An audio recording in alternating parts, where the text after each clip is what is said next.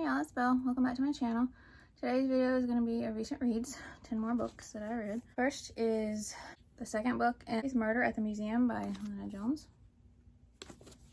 Absolutely love Agatha. She's such an amazing character. She's sarcastic, sharp, unique, witty, interesting, and she just makes for such an entertaining read. She's such an amazing character. And if you like a book with secret guilds, a few trials, puzzles, ciphers, coding, danger, mystery, and a main character who takes risk and is smart, charming, brave, and basically a super sleuth, then these books are definitely for you like they are for me. I love them. Just amazingly written characters in general, really. And both the good and the evil characters are just written so well. I still love her pa and her best friend Liam and their dynamic. And then a new friend is added to their team, and I love the whole story of how that friendship came to be. It's such a great story. And now the three of them make a great team, and the dynamics are even better if possible. We learn even more little tidbits about the secondary mystery I mentioned before with Agatha's mom, and the main mystery of this one was just as great as the last books. You fall fast for Agatha, and you root for her the whole way, and you're right there with her, steeped in mystery and danger. It's just so good. The chapters are longer, but honestly, you barely notice because it's just such a fast-paced, high-stakes, suspenseful, incredible read. Just highly recommend. Absolutely love this. And then I read Ginger Mancino, Kid Comedian by Wendy Aarons. This is out now, and the publisher had sent it to me. Thank you so much. This is phenomenal. I was so blown away by how great it was. The humor was so on point. Being a stand-up comedian is hard enough, I would imagine, but the author trying to write comedy that gives you that same kind of feeling is just such talent. I started reading this when I first took my pup in this last time to the university, and then picked it back up a couple weeks or so after she passed. Nothing did or can help that pain. But I will say that this was the best thing I could have chosen to read for that time. So thanks to the author for writing such a great, uplifting, funny book. It gave me some much needed lightness during the period. The writing is so engaging and flows so well, and the humor is written with such quick wit that I almost felt like I was listening to someone really funny in person, if that makes any kind of sense. Ginger has some of the best dialogue. I absolutely loved her and the whole concept of her and her story. Seeing what it would be like for a former famous kid comedian who had never been to school, go to school for the first time, and middle school at that, which is hard enough for a kid. So fascinating and charming even, seeing her try to figure out how being a middle schooler actually went and trying to socialize with kids of her own age for the first time. Seeing her make her first friend and her first crush gave me all the feels. She couldn't have picked a better first friend or crush either. Her friend Daisy is amazing. I loved everything about her character. I also love that not only did she help Ginger so much, but Ginger helped her as well. A true friendship. I also really enjoyed how the crush part of the story went. So good. Don't want to spoil it.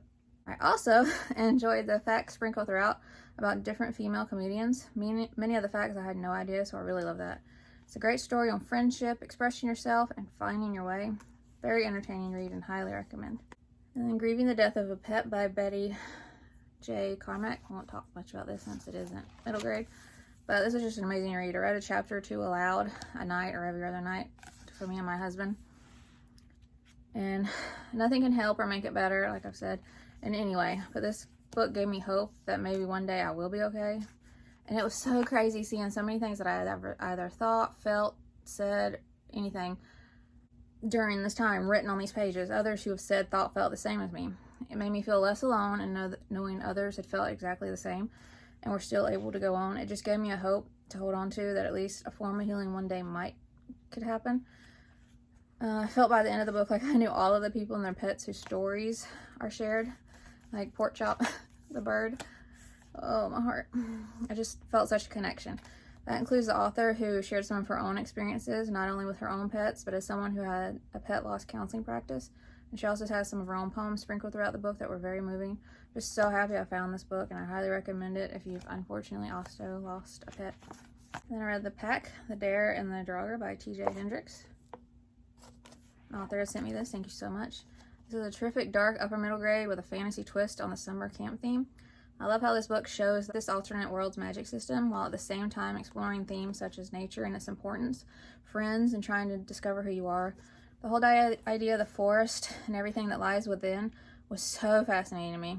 While the author does have some familiar beings like the Fae, there are also many other imaginative and creative beings as well. And not just beings, so much imagination and creativity in her period. I absolutely love the Sentinel tree and what it could do. I adored Mr. Silva, and that whole story is just so good. Of course, Macumba has my heart. What an incredible dog. I read this after my pup passed, so that was a little hard, but thank God this dog in this story was okay.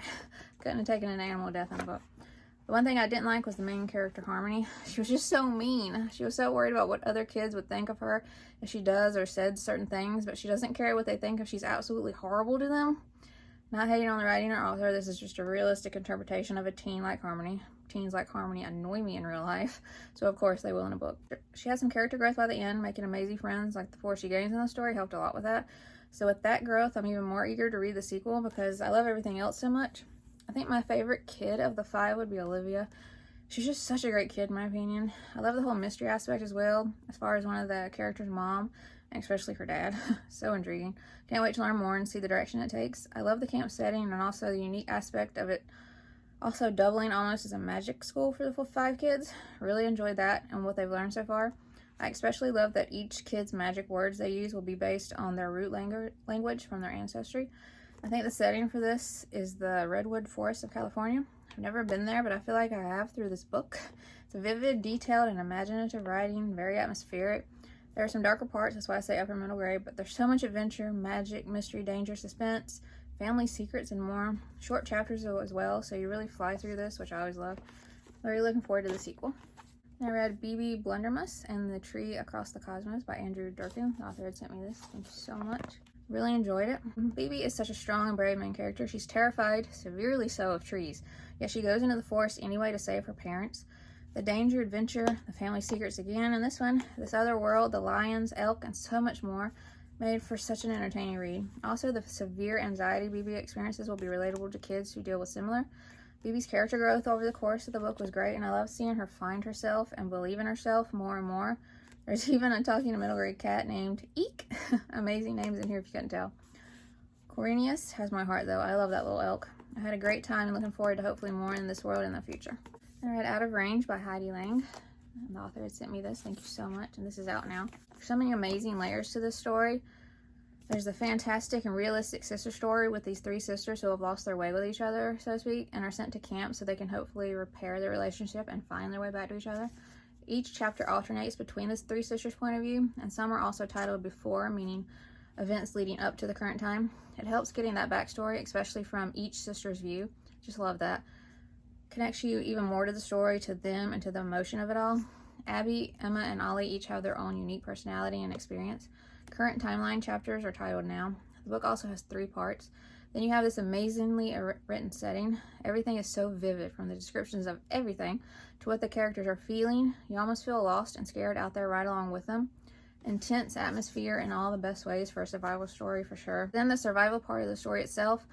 These 3 kids lost in the wilderness trying to survive. Everything they face, what they see and feel, what they go through. I couldn't believe how well the author did this part especially.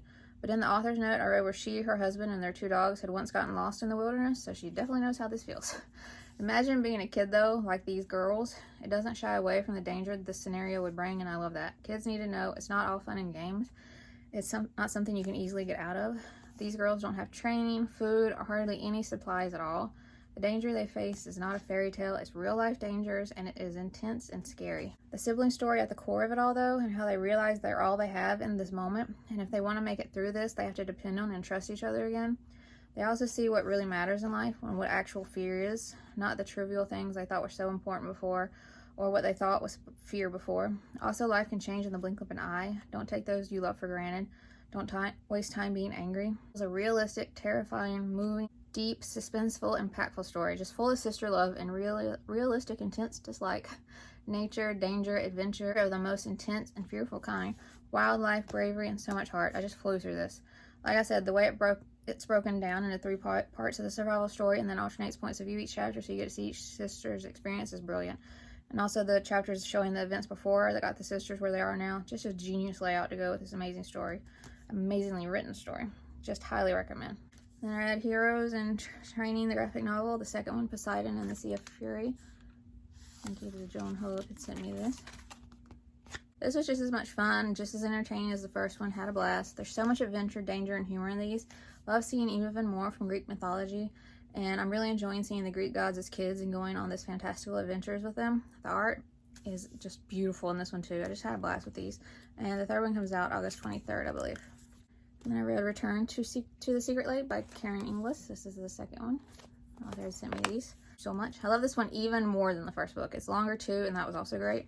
I really enjoyed the direction this one took and the connection to the events in the previous story. It was also so nice being with these characters again and learning even more about Emma, Sophie, Lucy, as well as what Jack is up to.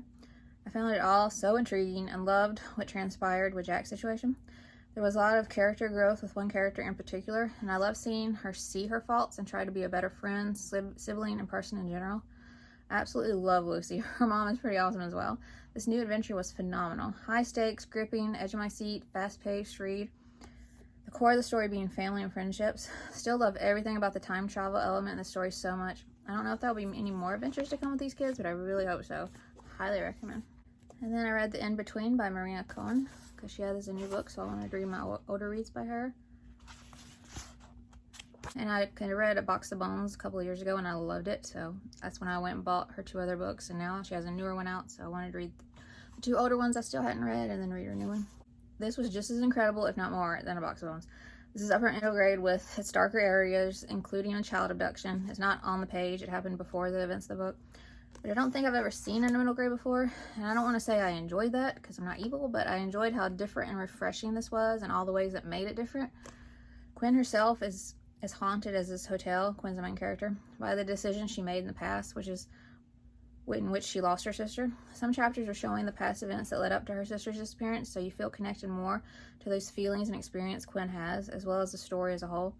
Now she's losing her best friend who's moving, and they go on this last trip together. They have to stop first, though, at this very creepy diner, and then at this extremely creepy, The Shining type vibes hotel. They're eerily creepy and similar smiles, the uniquely different, strange acting other guests, all the rooms, the halls that seem to move, change, the elevator, no technology, phones, etc. Just so spooky.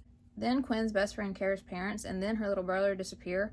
That, along with the events at the pool, who Quinn thinks she sees, the noises, what she sees on the TV, the creepy man chasing them, and everything else, just make it for such a thrilling time. There are parts that are scarier than others, and this hotel is terrifying. Nothing is what it seems. When the elevator goes down instead of up for once, and what they see, I was so creeped out. Find out what is going on towards the end, and my mind was blown. I actually never saw that coming. What everything means is just goosebumps. Who shows up at the end gave me chills. A part with Quinn was left somewhat unanswered, but not really, because when she notices the bracelet and the sounds and how she rushes what she's doing, it's clear she knows, and I knew too what was about to happen. One thing that was unanswered is what actually happened to the person who shows up at the end, but that didn't bother me. This is a middle grade, and the details of that I don't think could have been ever put in a way that was acceptable or okay in any way for a middle grade book, so it shouldn't have been in there.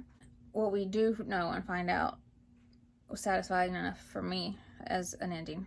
So I respected and was satisfied with the answers we did get there. It's such a vividly atmospheric story that is spooky and just hauntingly beautiful in a way. I finished this at the beginning of July, and I still think about it, can't stop thinking about it. And then lastly, the first in the Witches of Peculiar series, Double Double Twins in Trouble by Luna Graves. The author had sent me this, thank you so much. The first 2 books are out now. I just got the second one, and I need to read it. This is just such a witchy good time, and I loved it. This has such a great sister story too. They fight with all they have, and then they make up with all they have. They realize they're stronger together and love each other. The 2 friends they make at school, Eugene and Charlie, are the absolute best. I can't wait to see more hijinks from these 4 together. I loved everything about this world so much, from every magical being we hear about or see, the school, the magic, and just all the little details down to the iPhone spelled with E-Y-E and blue teeth instead of Bluetooth, etc. For me, this is like Halloween Town meets Harry Potter, and I'm living for it. There's even a middle grade cat, which was a dead cat one of the characters accidentally brought back to life.